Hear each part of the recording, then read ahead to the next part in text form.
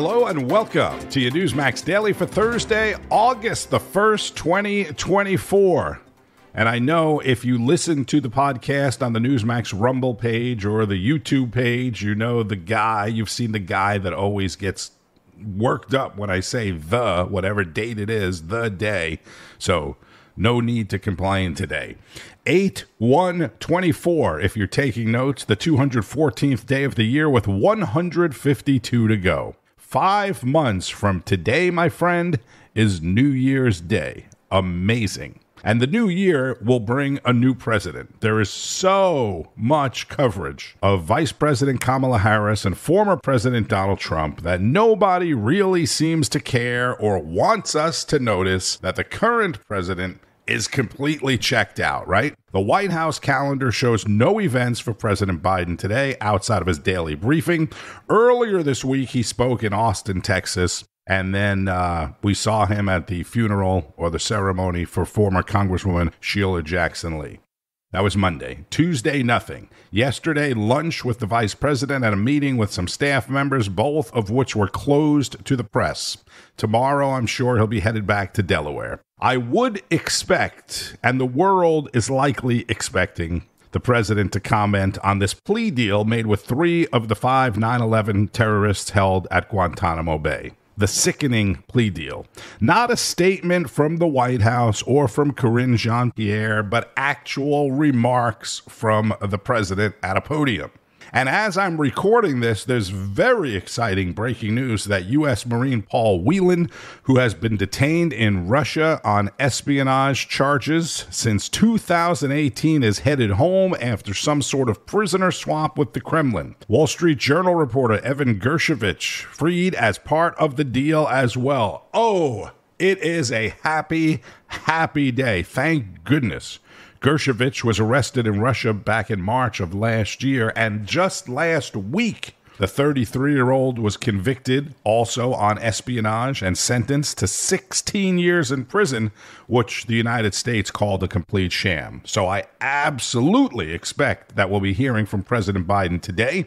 The world is expecting that we'll be hearing from President Biden today. The White House will likely say that he's been working on this feverishly, and that's why we really haven't seen him. Who knows? But this is all great news. And one person that I'm almost certain we'll be hearing from is Greta Van Susteren. She has been following the Paul Whelan story for years and is very passionate about it, and I'm sure she'll be talking quite a bit about it on her show this evening. Meanwhile, while we hear more about this today and wait to hear from the president, we're hearing a lot about yesterday's activities from the vice president and the former president. As you know, this is my first return to Pennsylvania since our rally in Butler. We're going back to Butler, too, by the way. As seen on Newsmax, Donald Trump had a rally in Harrisburg, Pennsylvania, 2 weeks after being shot in the ear in an assassination attempt on his life in Butler, Pennsylvania. This rally last night was indoor, although Trump says he will be having more outdoor rallies. There was a large police presence, as you would imagine, outside of the arena. Secret Service, Pennsylvania State Police, Capitol Police, and TSA were all there. Kamala Harris got 0 votes.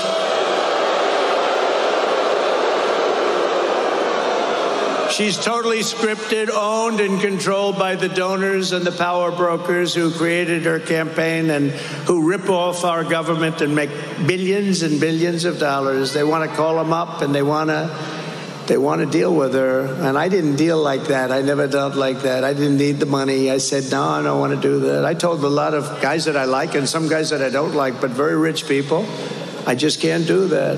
I can't do it. They want to do the telephone systems. They want to do lots of little things like that. We'd like to take over the telephone system of the United States. I'm sorry, I can't do that. But unlike her, I cannot be bought and I cannot be controlled. I have no interest in that. My only loyalty is to you, the people. And you know that. Well, I could have had such a nice, easy life. I could be at a nice place right now, relaxing, watching the waves break in. But I'd rather be right here in Harrisburg with you. People that built our country.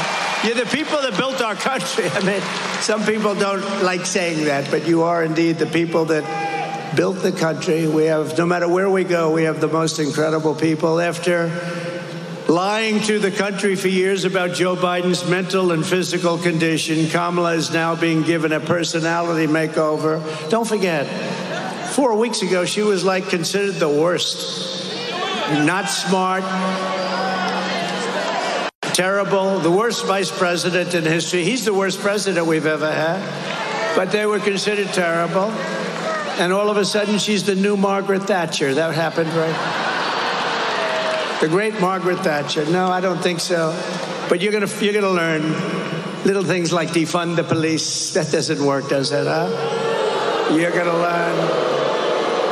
Because everything about Kamala Harris rollout, it's phony and it's fake. Did you see when President Obama and Michelle called? Did you see? Hello? Hello? Yes. Yes. Who is this? Oh, this is Michelle and Barack. Oh. So surprised to hear. They got 4 cameras in front. Oh. I'm so surprised. It's on speakerphone. Listen, we just want to congratulate you on destroying Joe Biden. I mean, on winning the... Hey, is Joe Biden was that the phoniest phone call you've ever seen?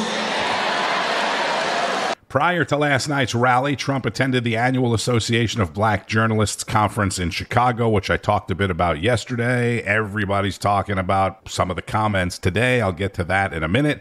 First, Newsmax host Michael Grimm has a look at the race for the White House. Remember, Joe Biden was at the top of his game. He was sharp as a tack. Well, apparently, he wasn't as cognitively brilliant as they let us all believe and was forced out of the race by the Democrat power brokers, whether it was Obama, Nancy Pelosi, Chuck Schumer. It really doesn't matter at this point. Now, the number of gurus are compiling data for a Trump-Harris matchup. Let's look at some of the latest. The Morning Consult Bloomberg poll shows Harris making up ground on Trump in swing states that will ultimately decide who wins this fall. The poll has her beating Trump in Arizona, Michigan, Nevada, and Wisconsin. That sure does sound like Kamala could win the whole thing. And yet, famed political analyst Nate Silver, who has correctly predicted every presidential election since 2008, says Trump is still going to win the Electoral College against Harris. All right. In fact, Silver is going as far as say Trump has a 61% chance of winning the presidential election. So when we see those swing state numbers looking good for Kamala, I'm not convinced that they truly reflect the will of the people just yet. Let's keep in mind there's a couple of key facts. First, she hasn't even won the nomination officially yet. And second, she hasn't decided on a running mate. Now, normally, I'd add a third thing there. I'd say that we don't know her official platform, but we already know she's running a dual-issue campaign. And that consists of identity politics, that's based on the color of your skin and your gender, and abortion. That's it. That's all she's going to run on. She can't possibly run on her record because, other than failure, she's never accomplished anything. So with the establishment media hacks gushing over how wonderful she is and how she's being coronated by the Democrat Party, we should expect the polls to tighten.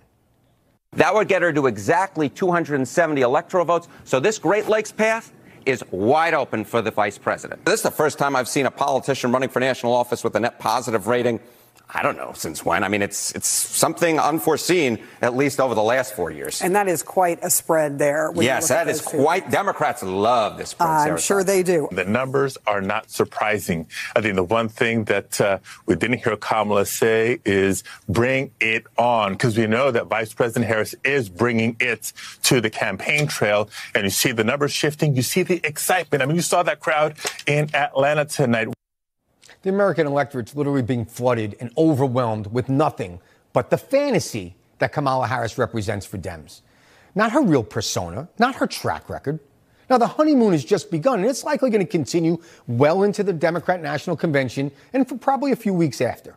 But, and this is a very big but, at some point, she's going to have to answer a few tough questions about her actual record, all the way from California to the White House. And what does she believe in today? Does anyone think she's going to throw away her extreme, radically progressive views? I don't think you can ever really trust polls. But put that aside for a moment. The numbers really don't paint a good picture for Democrats or Kamala Harris. The media played up Biden's crashing polls to help force him out. And now they're motivated to pump them up and exaggerate Kamala's now that she's the new Democrat standard bearer. That's Newsmax host and former New York Congressman Michael Grimm. So the former president of the United States accepted an invitation to the National Association of Black Journalists annual conference. He was invited, and I was fully prepared for mainstream media to twist it all up and make a thing out of it, as I mentioned yesterday.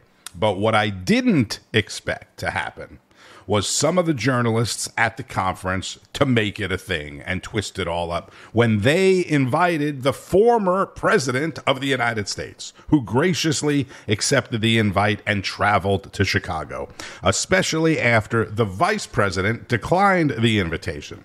This is how it started.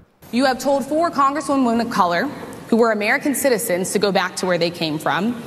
You have used words like animal and rabbit to describe black district attorneys. You've attacked black journalists, calling them a loser, saying the questions that they ask are, quote, stupid and racist. You've had dinner with a white supremacist at your Mar-a-Lago resort. So my question, sir, now that you are asking black supporters to vote for you, why should black voters trust you after you have used language like that? Well, first of all, I don't think I've ever been asked a question in such a horrible manner. First question. You don't even say, hello, how are you? Are you with ABC? Because I think they're a fake news network, a terrible network. And I think it's disgraceful that I came here in good spirit. I love the black population of this country. I've done so much for the black population of this country.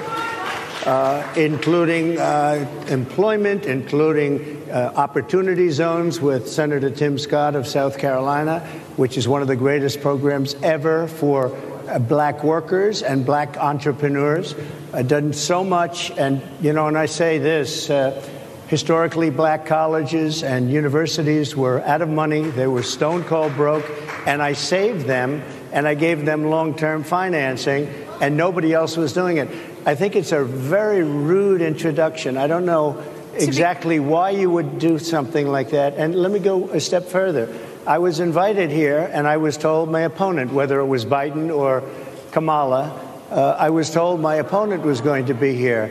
It turned out my opponent isn't here. You invited me under false pretense. And then you said you can't do it with Zoom. Well, you know, where's Zoom? She's going to do it with Zoom, and she's not coming. And then you were half an hour late. Just so we understand, I have too much respect for you to be late. They couldn't get their equipment working or something was wrong. Mr. President, I would love if you can answer the question on your rhetoric and why you believe that black voters should trust you with another 4 years. I have been the best president for the black population since Abraham Lincoln. And yes, that is ABC's Rachel Scott, who I have personally spoken with in the past. I used to work for ABC. She's typically very nice and a good journalist. But whenever some reporters get to interview Trump, it's always like, I'm going to get him, right? It always has to be like with a different tone and somewhat aggressive, let's say. Would she have asked Biden about eulogizing a prominent member of the KKK or the time he said Barack was educated and clean? What exactly did you mean by that, Mr. President? Or asked Harris why she lied to the American people about Biden's state of mind for years now and is now asking America to vote for her? Not just black or white or Indian Americans, but all Americans. Next. Let me just ask a follow-up, sir, and then we'll move on to other questions here. Some of your own supporters, including Republicans on Capitol Hill, have labeled Vice President Kamala Harris, who is the first black and Asian American woman to serve as vice president and be on a major party ticket, as a DEI hire. Is that acceptable language to you? And will you tell those Republicans and those supporters to stop it? How do you define DEI? Go ahead. How do you define diversity, equity, inclusion? Okay, yeah, go ahead. Is that what your definition? That is give me a definition then. Would you give me a definition DEI. of that? Give me a definition. Sir, I'm asking you a question, a very direct question. Define it for me, if you would. I just defined it, sir. Do you believe that Vice President Kamala Harris is only on the ticket because she is a black woman? Well, I can say no. I think it's maybe a little bit different. So I've known her a long time indirectly, not directly very much. And she was always of Indian heritage, and she was only promoting Indian heritage. I didn't know she was black until a number of years ago when she happened to turn black, and now she wants to be known as black. So I don't know, is she Indian or is she black? She has always identified as a black woman. She went to a historically black college. I respect either one, but she obviously doesn't, because she was Indian all the way, and then all of a sudden she made a turn, and she became a black person. Just to be clear, sir, do you believe that she is... I think somebody should look into that, too, when you ask continue in a very hostile, nasty tone. It's a direct question, sir. Do you believe that Vice President Kamala Harris is a DEI hire, as some Republicans really don't have said? know. I mean, I really don't know. Could be. There are some, and there are plenty. I know this lady right over there, Harris, is a fantastic person who just interviewed me at length, and we had a great interview, I think, and I heard you got very good ratings on that Well, interview. You told me it was the longest one of your life, so we had a good discussion. Look, I want to talk about why you're here today. I mean, it is not lost on us how divided we are as a country. And as you were coming today, we really got to see that we are divided along the lines of race, along the lines of gender. And there is this question of, in this moment where we are, why come here? What is your message today? My message is to stop people from invading our country that are taking, frankly, a lot of problems with it. But one of the big problems, and a lot of the journalists in this room I know and I have great respect for, a lot of the journalists in this room are black. I will tell you that coming from the border are millions and millions of people that happen to be taking black jobs. You had the best. What exactly is a black job, sir? A black job is anybody that has a job. That's what it is. Anybody that has a job. All right. And they're taking the employment away from black people. They're coming in, they're invading. It's an invasion of millions of people, probably 15, 16, 17 million people. I have a feeling it's much more than that. And everybody's been seeing what's happened. The first group of people, the black population, is affected most by that. And Kamala is allowing it to happen. She's the border czar. She's the worst border czar in the history of the world. There's never been a border czar like this. She's never even essentially been. She said she was there once, but not the right part of the border. So that whole exchange right there about him not knowing for years that Kamala Harris was black has ignited another giant media firestorm, mostly against Trump.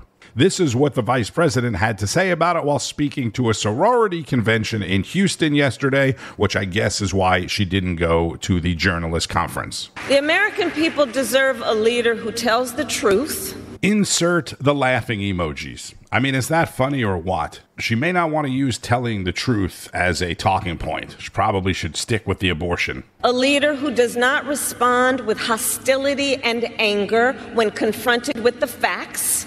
And this is Donald Trump's running mate, J.D. Vance, in Arizona. Unlike Kamala Harris, President Trump showed up and took some tough questions. Vance held a campaign event of his own in Arizona, where, by the way, Kari Lake has won the GOP primary over Mark Lamb and will face Democrat Ruben Gallego in November. So congratulations to Kari Lake. And back to the journalist conference. Newsmax host Jen Pellegrino spoke about it with radio and podcast host Larry Elder, who, if you don't know, is a black man. Larry, I don't know about your thoughts, but it seems to me that not a lot has changed since, even the Trump administration in terms of how the Washington Post covered him. And now you see this, and it makes me wonder if this is going to be more of the same as we get closer to the election, go into a potential Trump administration where we're not getting the correct information out there, a lot of misinformation, a lot of covering for the Democrats.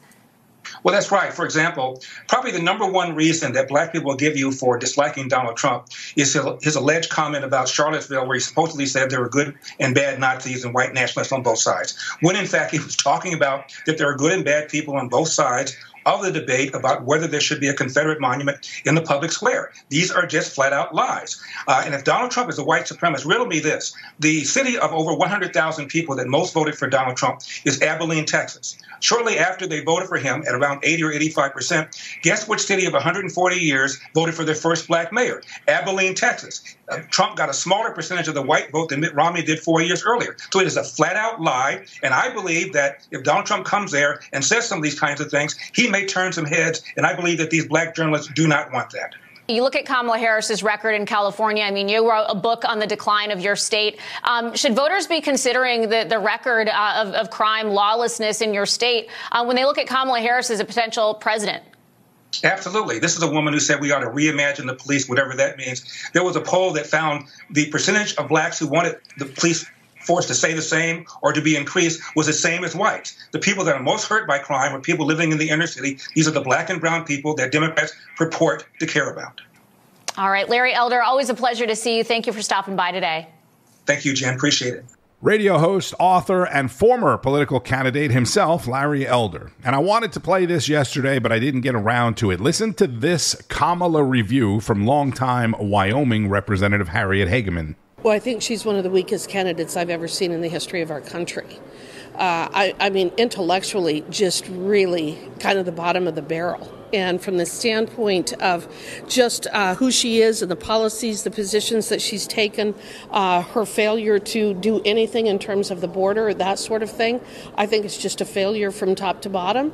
I think she was a DEI hire, and I think that that's what we're seeing. And I just don't think that they have anybody else. I just think that they're in real disarray.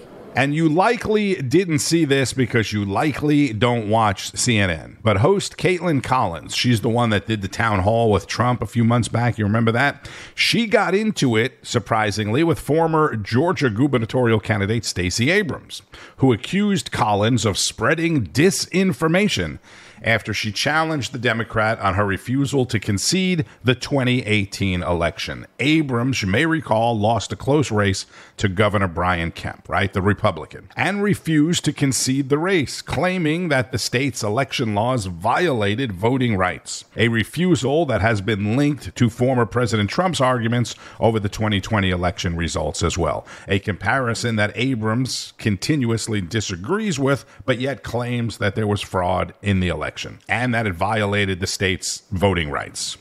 Well, with the release of Paul Whelan and Evan Gershkovich from Russia, the killing of the two terrorist leaders yesterday, the political races, this is and will be a busy, busy news day. Keep up with all of it on Newsmax, Newsmax.com, and Newsmax Plus for the most complete lineup of all of your favorite shows and guests, like Rob Schmidt tonight, Greg Kelly Reports, Greta Van Susteren, 6 o'clock Eastern, Carl Higbee, National Report, Wake Up America, and much, much more, with analysis from people like Governor Mike Huckabee, former acting Attorney General Matthew Whitaker, Alan Dershowitz, Judge Napolitano, political analyst Mark Halpern, and much more. NewsMaxPlus.com. Make sure you have it. I'm Tony Marino. Thank you, as always, for listening to the Newsmax Daily. Please subscribe on whatever podcast platform you may be listening to. Enjoy the rest of the day and keep on fighting the good fight. News breaks every minute, every day. You need the app, the Newsmax app. Find it free on your smartphone store. Then watch us anytime, anywhere. It's our America. We conquered it. We built it. Great values like honesty and fairness. Great courage. A great nation needs a free press. Newsmax is it. 30 million Americans regularly go to Newsmax when they really need to know. They watch Newsmax TV at home. On the free Newsmax app, they go to Newsmax.com. Start today. Newsmax is real news for real people.